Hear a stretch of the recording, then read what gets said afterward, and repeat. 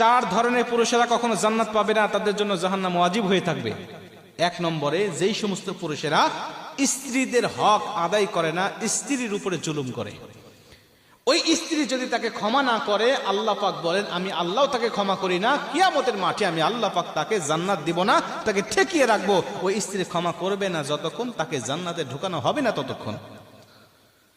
বুকে হাত দিয়ে বলেন তো দেখি, কয়জন স্বামী বলতে পারবেন যে আমার স্ত্রী আমাকে ক্ষমা করবে, আমি তার উপরে জুলুম করি নাই, আমি জালিম নয়, আমি তার উপরে তার হকগুলো সঠিকভাবে আমি আদায় করি।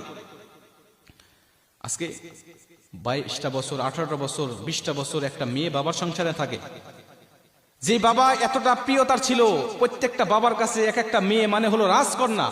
মেয়ে হোক কালো, কিন্তু একটা বাবার কাছে মেয়ে হলো রাজকন্যা। কথা বলেন ঠিক কিনা? এই রাজকন্যার মতো মেয়েকে লালিত পালিত করে 18টা বছর লালন পালন করে একটা পরে ছেলের হাতে তুলে দিয়েছে।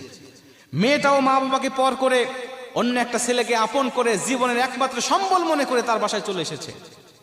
এমনও মেয়ে আছে বাবার সংসারে থাকতে ভালো করে রান্না করতে জানতো না, নিজের হাতে খাইতো না, মা খাওয়াই দিত। এমনও মেয়ে হাজার হাজার আমাদের সমাজে আছে, নিজে খাইতো না, মা খাওয়ায় দেয়। ওই মেয়ে এখন স্বামীর সংসারে গিয়ে নিজে রান্না করে, নিজে খায়, শ্বশুর শাশুড়িকে খাওয়ায়, স্বামীকে খাওয়ায়, সন্তানদেরকে খাওয়ায়। এতটা কষ্ট করে রান্না করে যদি ওই রান্নার মধ্যে যদি একটু তরকারি যদি স্বাদ কম বেশ হয়, একটু ঝোল বেশি হয়েছে, লবণ কম হয়েছে, ওই গরম তরকারি মুখের উপরে ছুঁড়ে মারতেও আমরা অনেক পুরুষ দ্বিধাবোধ করি না। কথা বলেন ঠিক কি না? ওকে আমি মানুষ মনে করতে পারি না, ওকে আমি মানুষ বলতেই পারি না।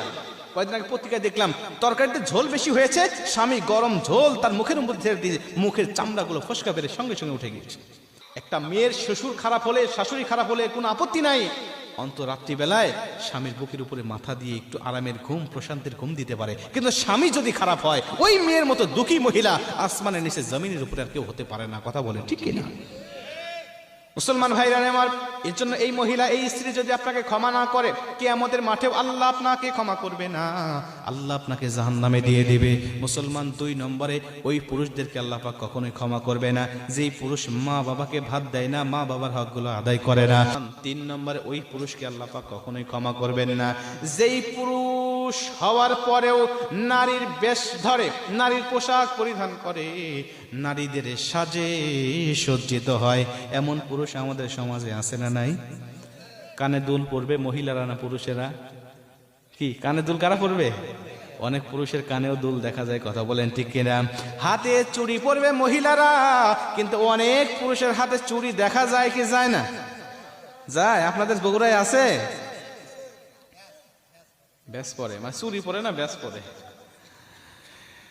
মুসলমান ভাইরা আমার শুনে নেন, আবার যদি কোনো মহিলা পুরুষের সাথে সজ্জিত হয়, আল্লাহ পাক তাদেরকেও জাহান্নামে দিবেন। শুধু জাহান্নামে নয়, আল্লাহ পাক নিজে লানত করেন তাদের উপরে, ফেরেশতারা লানত করেন তাদের উপরে। যারা পুরুষ হয়ে মেয়ের পোশাক পরিধান করে মেয়ের সাথে সজ্জিত হয়, অথবা যারা মেয়ে হয়ে পুরুষের সাথে সজ্জিত হয়, আমার আল্লাহ তাদেরকে কিয়ামতের মাঠে জাহান্নামে নিক্ষেপ করবে। জোরে কর নাউজুবিল্লাহ। মুসলমান ভাইরারে আমার, খুব মনোযোগ দিয়ে শুনে নেন। 4 নম্বরে, ওই সমস্ত পুরুষদেরকে আল্লাহ পাক কিয়ামতের মাঠে জাহান্নামের মধ্যে ঢুকাবেন, তাদের জন্য কোনো ক্ষমা হবে না।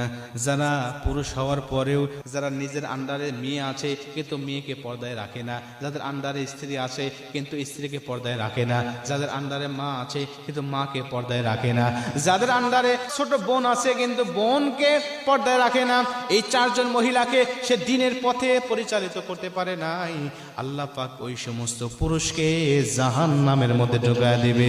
জোরে কর নাউজুবিল্লাহ।